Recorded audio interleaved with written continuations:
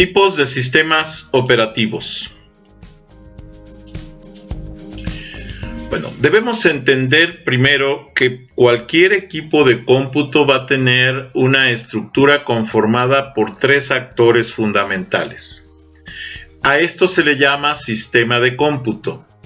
El primer actor que va a tener es el hardware, después el software y después el humanware. Si tenemos el hardware, que está conformado, existen dos tipos, el CPU y los periféricos. El CPU o unidad central de proceso, como se le conoce, ¿sí? Pues es el cerebro de la computadora, es donde se ejecutan todos los procesos, por eso es unidad central de proceso. Y los periféricos es todo lo que tú puedes conectar al CPU. El software, podemos identificar tres tipos de software en particular: los lenguajes de programación, los sistemas operativos y el software de aplicaciones. Y por último tenemos lo que es el humanware. El humanware, que todavía en la actualidad es necesario para que funcione un sistema de cómputo. El humanware es aquel ser humano que está asociado con la utilización del sistema de cómputo. Y existen tres tipos fundamentales. Los que tienen mayor instrucción en lo que es los sistemas de cómputo, que se llaman desarrolladores, que son los que pueden desarrollar nuevo software. Los que tienen algún conocimiento de los sistemas de cómputo y que pueden administrar estos software y este hardware, y se llaman administradores de los sistemas. Y los últimos, que son los que no tienen tanto conocimiento para desarrollo ni tanto conocimiento para administración, pero son capaces de conocer las formas de utilizar el software, y entonces a ellos se les llama usuarios finales. Y esto sería lo que es el sistema de cómputo, entendiendo y viendo aquí al sistema operativo como parte fundamental de los sistemas de cómputo, aunque casi siempre se maneja como si fuera transparente para el usuario, porque aunque todas las computadoras, ¿sí?, todos los sistemas de cómputo requieren del sistema operativo para poder funcionar, la mayoría de la gente no sabe que está el sistema operativo ni qué sistema operativo tiene para funcionar. El hardware, como habíamos dicho, tenemos el CPU y los periféricos. Ahora ya haciendo un análisis un poco más exhaustivo del CPU, sabemos que es la unidad central de proceso, que es el cerebro de la computadora, pero tenemos ya en la actualidad de dos tipos. Uno que es mononúcleo, ¿sí?, donde tenemos un solo núcleo para la ejecución de procesos, y el otro que es multinúcleo o multiprocesador, que es donde tenemos varios procesadores o varios núcleos para la ejecución de procesos. También tenemos los periféricos y tenemos tres tipos: los que meten información al sistema de cómputo, los que sacan información del sistema de cómputo y los que pueden meter y sacar información, o sea, entrada, mixtos y salida. ¿Qué es un sistema de cómputo en la actualidad? Pues es un conjunto, tenemos los CPU, por ejemplo, el mononúcleo, que eran de este tipo, teníamos un solo núcleo donde se ejecutaban los procesos. En la actualidad tenemos multinúcleo, como este que le estoy mostrando. Este es un procesador como el que tiene el equipo de cómputo del que estoy haciendo esta grabación. Estas son las características, y aquí tenemos los 8 núcleos, es un Core i7, y tenemos los 8 núcleos de procesamiento. ¿Qué es entonces un sistema de cómputo en la actualidad? Bueno, con respecto a periféricos, tenemos periféricos de entrada, como es el teclado, tenemos el escáner, un joystick, ¿sí?, por ejemplo, una cámara digital, un micrófono, un ratón, ¿sí?, una cámara web. Pero también tenemos aquellos que pueden meter y sacar información, que son mixtos, como son discos flexibles o duros, memorias SD, y multifuncionales. Estas no son impresoras, este es multifuncional. O sea, puedes escanear y puedes imprimir. Monitores táctiles, en donde funcionan como si fuera un ratón integrado en pantalla, que se llama pantalla activa. y el monitor normal. Entonces tiene las dos funciones y por eso pueden funcionar como entrada y salida. Los rewriters, la tecnología rewriter, por ejemplo, CD rewriter, DVD rewriter o Blu-ray rewriter. Los sistemas de realidad virtual, en donde puedes escuchar, puedes hablar y capta tu voz para hacer algún comando, etcétera. Discos flexibles, discos zip, memorias USB, discos duros SD o de estado sólido. Y de salida, que tenemos nada más monitores no activos, impresoras no multifuncionales, plotters, impresoras de plano no multifuncionales, videoproyectores que solamente proyectan, no reciben nada, y bocinas. Esos son de salida.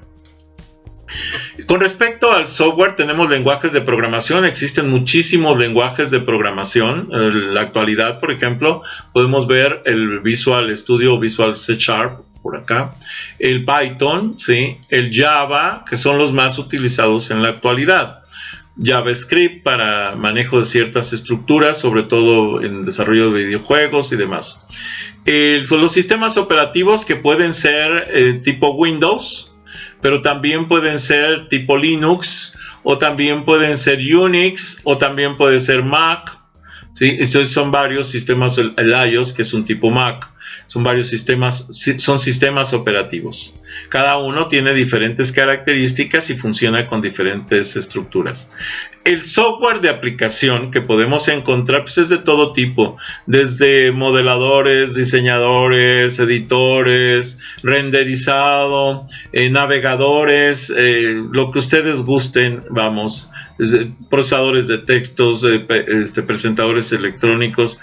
Entonces todo eso son software de aplicación. ¿Qué es un sistema de cómputo en la actualidad? Bueno, decíamos que tenemos al humanware, que es el ser humano asociado con los sistemas de cómputo, los desarrolladores que permiten desarrollar el software, los administradores que van a administrar lo que creó el desarrollador, y los usuarios finales que van a utilizar lo que crea el desarrollador y lo que administra el administrador, valga la redundancia. Son los usuarios finales. ¿Qué es entonces en sí un sistema de cómputo? Bueno, un sistema de cómputo, una computadora en particular, tenemos lo que se conoce como máquina desnuda, que es lo que conocemos como hardware. Luego, sobre esta máquina la viste el sistema operativo, que es el que administra todos los recursos. Esto lo hace a través de aplicaciones del sistema operativo. Aquí en esta estructura y en esta azul y verde están lo que se conocen como drivers, que son los que se comunican directamente con el hardware y son administrados por el sistema operativo para proveer de recursos a los usuarios. Después vienen las aplicaciones de los usuarios, que son, por ejemplo, Word, Excel, PowerPoint, todas estas aplicaciones que van a tener que ver directamente con lo que hace el usuario. Pero todo esto se hace a través de algo que tiene el sistema operativo y que se llama interfaz de usuario, que es la forma de comunicación tanto con las aplicaciones como con el hardware, como con el usuario. De hecho, esto es lo que se comunica con el usuario realmente. El usuario está por acá encima, por acá arriba, y se comunica a través de la interfaz de usuario con todo lo que es el equipo de cómputo. Si nosotros analizamos desde el punto de vista lógico, podemos decir que tenemos el kernel, que es el núcleo del sistema operativo, que se va a comunicar con el hardware, que va a administrar las aplicaciones, y aquí vamos a tener, por ejemplo, este kernel va a administrar lo que es un despachador, sincronización y comunicación entre procesos, el manejador de interrupciones. Interrupciones es cuando tengo que detener la ejecución de un proceso para cargar información y poder ejecutar algo más. Los administradores de archivos, de memoria principal, memoria secundaria, del procesador, y bueno, esto va a conformar el sistema. En los sistemas operativos viejitos se tenían solamente 4 administradores, que le daban soporte a la interfaz de usuario. El primero, bueno, vamos a suponer es el administrador de memoria, después administrador de dispositivos, administrador de procesos y administrador de archivos. Sobre esos 4 administradores se soportaba la interfaz de comandos de usuario. Si en la actualidad ya no podemos hablar de un sistema tan sencillo como ese que vimos, porque ya la verdad ha crecido tanto el hardware y el software que es imposible que tengamos un sistema tan simple o tan simplista como se representó en la gráfica anterior. Aquí tenemos un sistema de comunicación con el usuario, ya no es una sola interfaz, podemos tener varias interfaces que pueden comunicarse con el usuario y que van a estar soportadas con el sistema operativo, todo esto conforma el sistema operativo. Pero ya también, por ejemplo, para el procesamiento, como ya tenemos no un núcleo sino varios núcleos y varias formas de trabajar los procesos y varios algoritmos, entonces ya no puedo hablar de un administrador sencillo, sino de un subsistema de procesamiento. Luego lo mismo ocurre con la administración de memoria principal. Existe ya muchísima memoria principal que puede ser memoria de intercambio en disco de estado sólido, en disco SATA o ID, en lo que es la memoria RAM, lo que es la memoria ROM, lo que es la memoria caché. Entonces ya es tan grande esta parte que también tuvo que crearse un sistema de administración de memoria principal. También aquí es un subsistema de administración de procesamiento, porque aquí no dice administración, pero todos son subsistemas de administración. Luego, subsistema de administración de memoria secundaria, pues tenemos precisamente la administración de los discos duros, de los discos de estado sólido, de las tecnologías ROMs, CD-ROMs, DVD-ROMs, Blu-rays. Los subsistemas, bueno, esa es parte, existen más, porque en memoria secundaria están las memorias SD, por ejemplo, memorias USB, memory sticks, los discos de tipo Z, que son combinados, ópticos magnéticos, y bueno, este tipo de cosas. De hecho, cilindros magnéticos, pistas magnéticas o cintas magnéticas. También tenemos los subsistemas de administración de archivos. En los sistemas de administración de archivos, en la actualidad existe un sinfín de archivos, en donde tenemos archivos de diseño, archivos de música, archivos de video, archivos de sonido, nada más como lo que estoy hablando. Existen de todo tipo, archivos de Word, Excel, PowerPoint, archivos de bases de datos, de varios tipos de bases de datos. Entonces son muchísimos y por eso se crea un subsistema de administración de archivos. Luego viene el subsistema de administración de comunicaciones de red. También, existen varias formas de comunicación. Puede ser infrarrojo, Bluetooth, Wi-Fi, Ethernet o RJ45, por ejemplo, cable par trenzado, o BNC, cable coaxial, o fibra óptica. Entonces todo esto son formas de comunicación distintas y por eso se creó el subsistema de comunicación de red. El subsistema de administración de dispositivos, la computadora ya le puedes conectar micrófonos, sensores de temperatura, sensores de alta temperatura como RTDs, Resistant Transfer, son sensores de resistencia para industria, monitores, cualquier dispositivo. Entonces ya estamos hablando de un subsistema de administración de dispositivos. Subsistemas de protección, sistema de administración de protecciones, en donde ya tenemos los firewalls, los vacunas, los anti-malwares, y entonces tenemos toda una serie de software, incluso hardware que nos van a proteger contra ataques en la red, por ejemplo.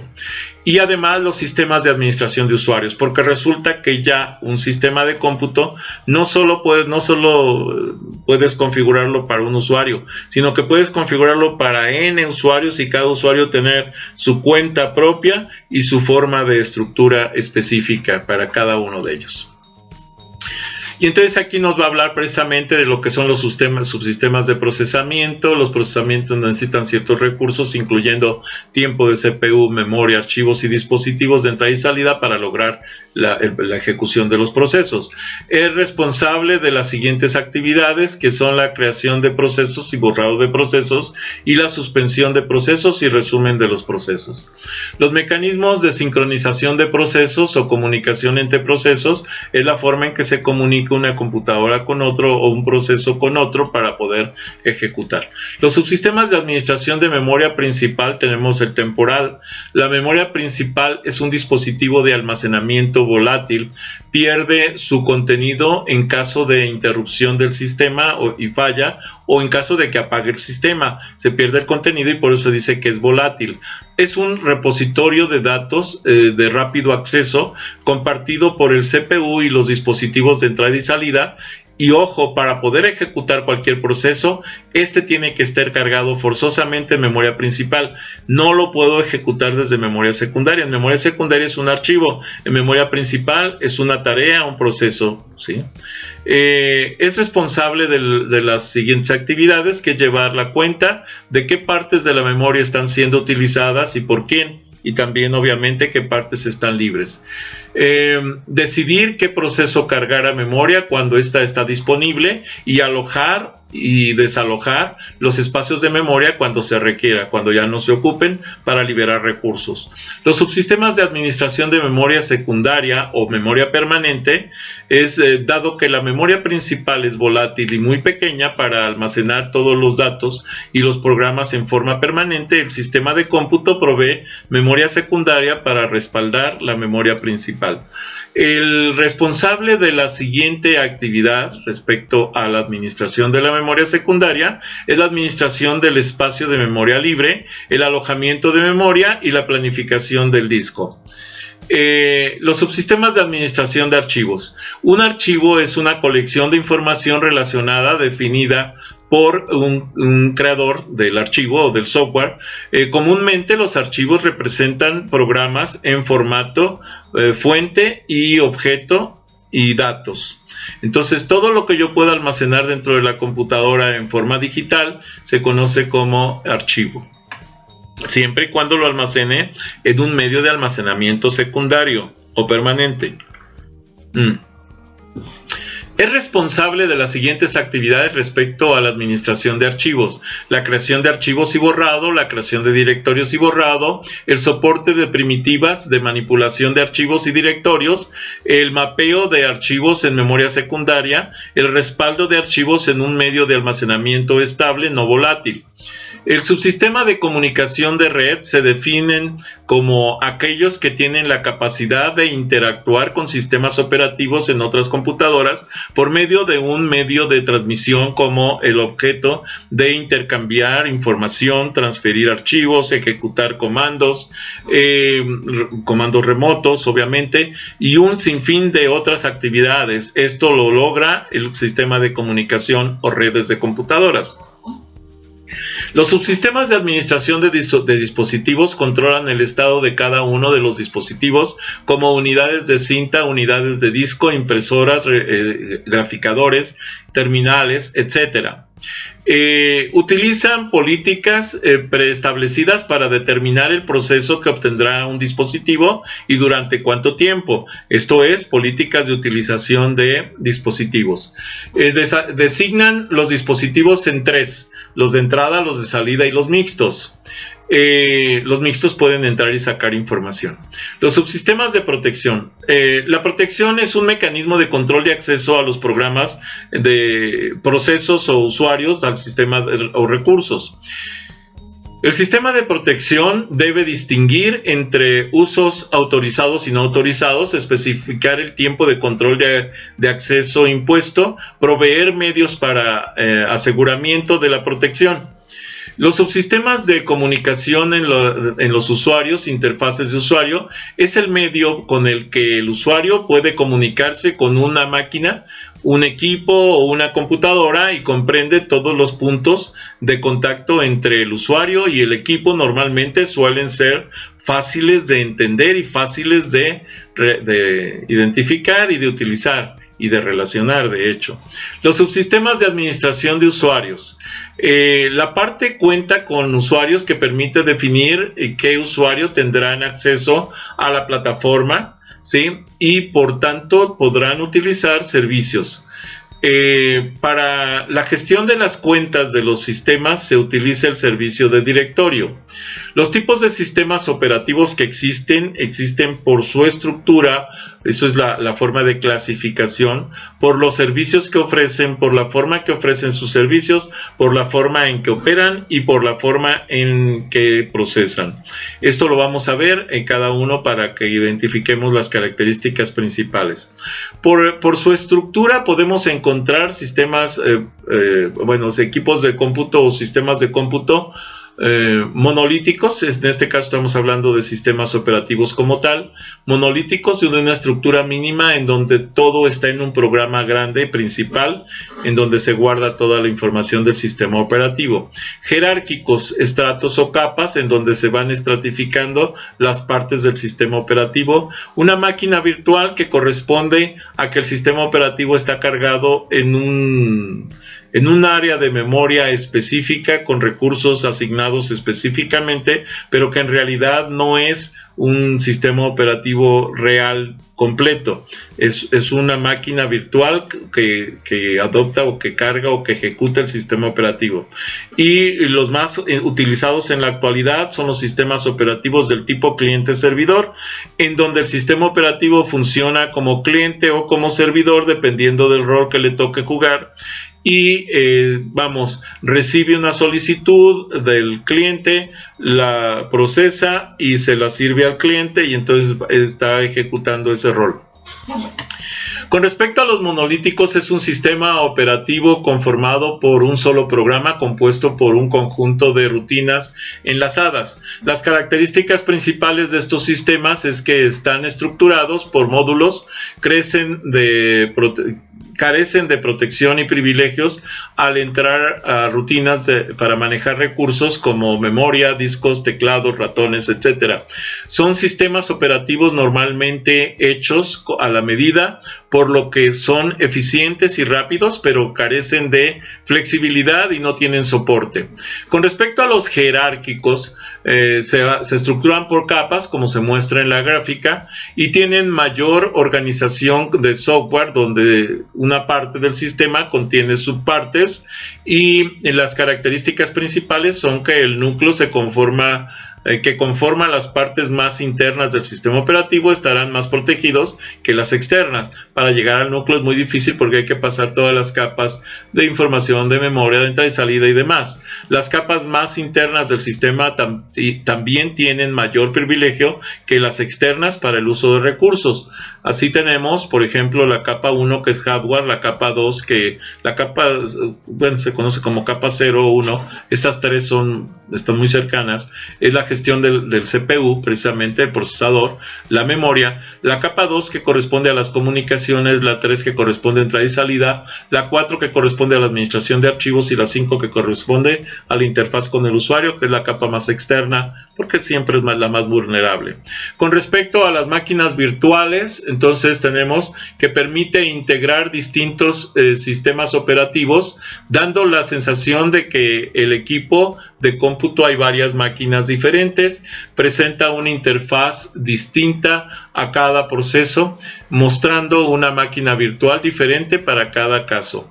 Las características principales es que cada máquina virtual se puede ejecutar en un sistema operativo diferente, pero distribuye los recursos de la máquina virtual en ejecución.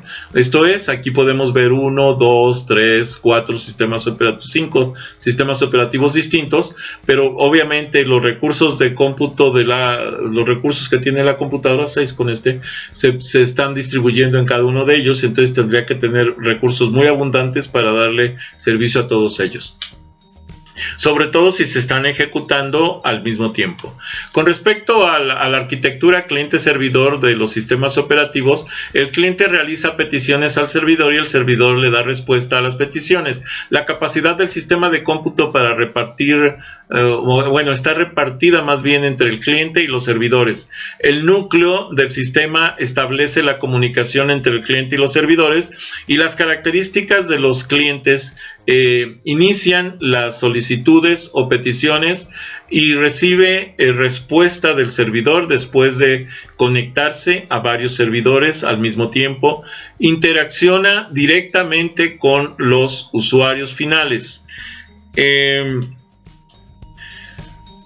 Las características del servidor: reciben las solicitudes del cliente, las procesa y las envía de respuesta al cliente, y puede conectarse con gran número de clientes. El tipo de sistemas operativos, por lo que son los servicios que ofrece, podemos tener por el número de usuarios, monousuario, multiusuario; por el número de tareas que ejecuta en un mismo tiempo, monotarea y multitarea; por el número de CPUs que puede administrar, puede ser uniproceso o multiproceso. Pueden ser multiprocesos paralelos o también existen los multiprocesos seriales. En la actualidad, obviamente, la mayor parte, de hecho, se trabaja como multiproceso serial. Monousuario es muy simple, y todos los dispositivos de entrada y salida de control dependen de la tarea que se está utilizando. De hecho, todos los recursos del sistema se le asignan a un solo usuario. La mayoría de los sistemas operativos de Microsoft en sus versiones Home Edition corresponden a sistemas operativos monousuario. Por eso es importante tener las versiones profesionales, porque la Home Edition sí está limitada. Los multiusuarios son sistemas operativos que pueden atender a la vez a dos o más usuarios y comparten los mismos recursos bajo un esquema de tiempo compartido. Entre los más utilizados para la estructura son los de Unix, Linux, los Macs y algunos Windows, pero de modalidad server. Los sistemas, o incluso en la actualidad los Windows de modalidad profesional, que ya son servers directamente. Los sistemas operativos monotarea son sistemas operativos más antiguos, solo pueden ejecutar las tareas de una en una y en secuencia. El ejemplo más conocido son los sistemas del tipo DOS, sistema operativo de discos, y todavía en algunos equipos de bordado, por ejemplo, soldadura, remaches, etcétera, están funcionando en la actualidad, ¿sí? Hay muchos equipos de cómputo muy antiguos, de más de 30 años de uso, que están trabajando con DOS todavía en la actualidad, pues sobre todo en la industria. Los sistemas operativos multitarea. La mayoría de los sistemas operativos actuales son multitarea y permiten la realización de varias tareas o procesos al mismo tiempo. Pueden tener varias tareas en la memoria principal de tal modo que cada una de estas cada una está usando un procesador o un procesador distinto al mismo tiempo en la máquina o en las máquinas con varios procesadores o núcleos. Las características principales es que mejoran la productividad del equipo de cómputo y hacen más eficiente la utilización de recursos. Normalmente pueden trabajar múltiples usuarios y requieren la validación de los usuarios para seguridad y protección. Normalmente tienen varios programas o procesos activos compartiendo los recursos del sistema de cómputo, como procesadores de memoria, dispositivos periféricos, etc. Los sistemas operativos uniprocesos son sistemas capaces de ejecutar solamente un proceso a la vez en los sistemas de cómputo, y son sistemas operativos muy antiguos y se utilizan para ejecutar secuencias de procesos. Esencialmente son sistemas como DOS o MacOS, que son los sistemas operativos de discos, y los sistemas operativos Mac. Los sistemas operativos multiproceso son sistemas operativos capaces de administrar varios CPUs o varios núcleos en un proceso multinúcleo para ejecutar varios procesos al mismo tiempo, lo que se conoce como multithread. En las distribuciones simétricas, los procesos o parte de los procesos, los llamados threads o hilos de programación, son enviados indistintamente a cualquiera de los procesadores o núcleos disponibles, buscando una mayor distribución y equilibrio de la carga de trabajo y obviamente una mayor eficiencia del equipo de cómputo. En la distribución asimétrica, el sistema selecciona los procesadores o núcleos con estructuras jerárquicas maestro-esclavo, y el maestro servirá como procesador central para distribuir la carga entre los demás procesadores o esclavos. Con respecto al tipo de sistemas operativos por la forma en que ofrecen sus servicios, pueden ser centralizados o distribuidos. En los centralizados todo el sistema está en un mismo lugar, y en distribuidos se distribuye el sistema en varios equipos en varios lugares. Por la forma en que operan pueden ser aislados o de red. Si no están conectados a una red de cómputo, entonces se dice que son aislados, o si están conectados a una red o a internet, entonces se dice que son de red. Por la forma de su procesamiento podemos encontrar archivos por lotes de tiempo real y de tiempo compartido. Los sistemas operativos centralizados utilizan los recursos de una sola computadora, es decir, su memoria, CPU, disco, periféricos, etc. Respecto al hardware, podemos decir que suele tratar de un computador caro y de gran potencia, con terminales alfanuméricos directamente conectados. Suele tratarse de una computadora de tipo desktop, de escritorio, en las cuales es común encontrar un monitor grande con teclado y un mouse, además de un case para albergar las unidades de procesamiento y demás componentes del equipo de cómputo. Los sistemas operativos centralizados. Las empresas, en especial las antiguas, utilizan los mainframes, ¿sí?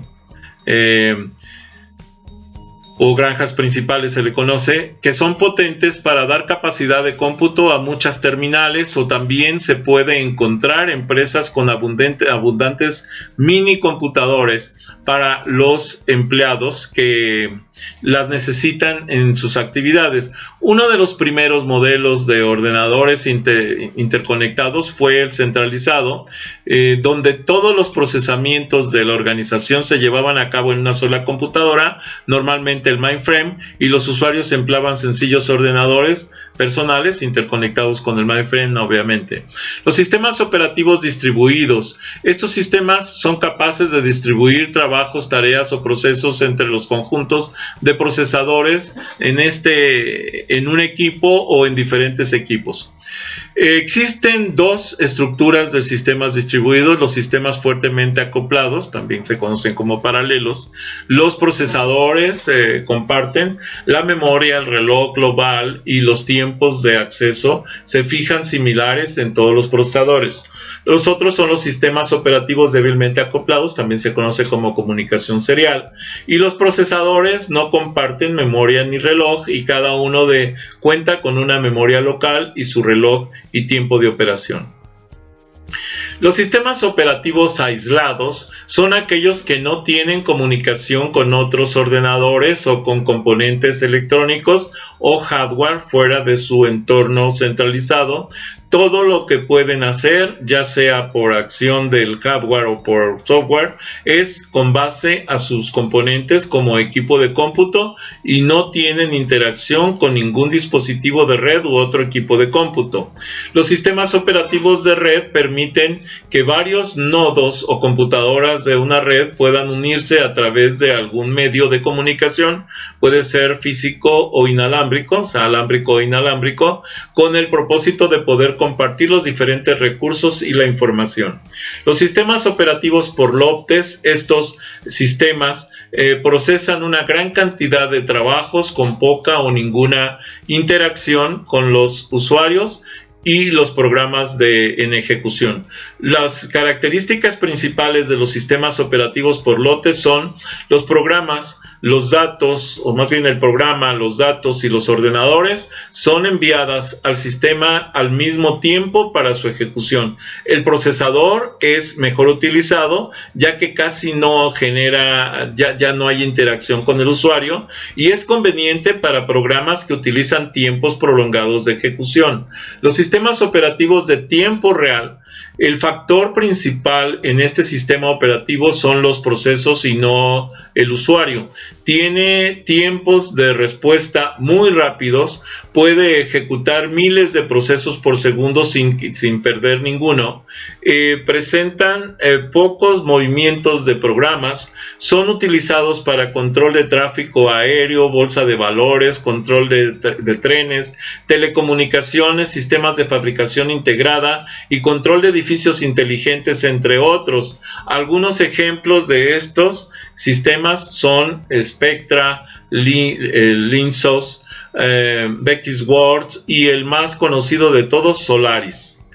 El sistema operativo de tiempo compartido opera de manera transparente, simulan que el sistema y sus recursos son para un solo usuario. Sin embargo, esto no es cierto. Las respuestas aparecerán en terminales del usuario y generan una transparencia tal que para los usuarios, que estos piensan que cada uno de ellos tiene una computadora independiente. Sin embargo, solo tiene acceso a las terminales que hace uso del sistema central.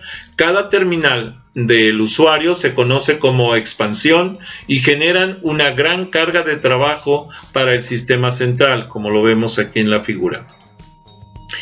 Los tipos de sistemas operativos. Los sistemas operativos, entonces, podemos encontrar servidores, mainframes, estaciones de trabajo, computadoras personales, tablets, smartphones. Todos tienen sistemas operativos y dependen de ellos para funcionar. Los servidores pues tienen un software, es un programa informático que proporciona servicios a otros programas informáticos y sus usuarios en el mismo equipo de cómputo o en otros. El hardware es la computadora en la que se ejecutan los programas, como es el servidor, y también se conoce con frecuencia como servidor. Los sistemas operativos para servidores. ¿Qué es un sistema operativo servidor? Pues es un sistema operativo para equipos informáticos robustos que sirven datos o recursos a sus clientes a través de Internet. Es una plataforma para ejecutar aplicaciones y programas multiusuario y permite la comunicación con otros servidores para atender una solicitud específica del cliente, y se utilizan para gestionar eficazmente los recursos de una red. Esencialmente se basa en Unix y Linux. Los mainframes son computadoras grandes, potentes y costosas, usadas principalmente por las grandes compañías para el procesamiento de grandes cantidades de datos, como por ejemplo para el procesamiento de transacciones bancarias. Los sistemas de cómputo utilizados en empresas para almacenamiento de bases de datos comerciales y servidores de transacciones y aplicaciones que requieren alta seguridad y disponibilidad, que normalmente no se encuentra en máquinas o de menor escala, son precisamente mainframes. Los sistemas operativos para mainframes, pues tenemos el ZOS, los sistemas operativos de computadoras centrales como IBM. Las estaciones de trabajo, tenemos computadoras de altas prestaciones destinados para trabajo técnico o científico, como esto que tenemos aquí, en donde tenemos doble manejo de monitor y demás. Es una red de computadoras, es una computadora que facilita a los usuarios el acceso a los servidores y periféricos de la red. Los sistemas operativos para estaciones de trabajo, tenemos los diferentes tipos de estaciones de trabajo que se encuentran en el mercado funcionando bajo versiones, por ejemplo, de Unix, que pueden cambiar según el tipo de máquina, y podemos mencionar entre las versiones más comunes los de Linux, que disponen de las familias x86, las estaciones alfa de digital, o de digital más bien, un poco mejor pronunciado, y las estaciones Spark. El SunOS, que son sistemas operativos tipo Unix y que son disponibles también para familias del tipo 68K, así como para familias del tipo Spark y también para estaciones de trabajo Sun. De hecho, estas familias pueden ser las x86. Luego tenemos las Solaris, que también son tipo Unix, disponibles para familias de tipo Spark y de Sun. Las Ultrix, que son disponibles para familias de tipo VAX de Digital. Las AIX, que son disponibles para familias de estaciones de trabajo de IBM y PowerPC. Y las Cyrix, que son disponibles para las familias de estaciones de trabajo de Silicon Graphics. Las últimas se utilizan mucho para el procesamiento de imágenes. Las computadoras personales, tenemos microcomputadoras diseñadas en principio para ser utilizadas por una sola persona. Habitualmente la sigla PC se refiere a computadoras del tipo IBM PC o compatible, o sea, personal computer, computadora personal precisamente. Los sistemas operativos para computadoras personales, pues tenemos un sistema operativo cliente, los sistemas operativos para computadoras de sobremesa, portátiles y dispositivos móviles que se conectan a los servidores centrales en Internet a través de un software de telecomunicaciones. Como el cliente realiza peticiones al sistema operativo servidor, son diseñados para los equipos cliente y funcionan con hardware específico y pueden incluir, por ejemplo, el Windows, el Linux, el Mac y el Android. Las tablets son computadoras portátiles de mayor tamaño que un smartphone o un PDA, pero están integrados en una pantalla táctil sencilla, es una pantalla activa, ¿sí? Multitáctil, con la que se interactúa primariamente con los dedos sin necesidad de teclado físico ni ratón. ¿Sí? También pueden ser utilizadas con teclado físico y ratón.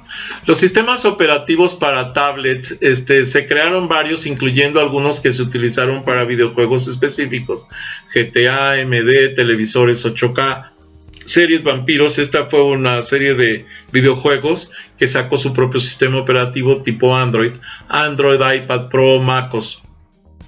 Los smartphones son teléfonos celulares con pantalla táctil que permiten a los usuarios conectarse a Internet, gestionar cuentas de correo electrónico e instalar otras aplicaciones y recursos a modo de pequeño computador.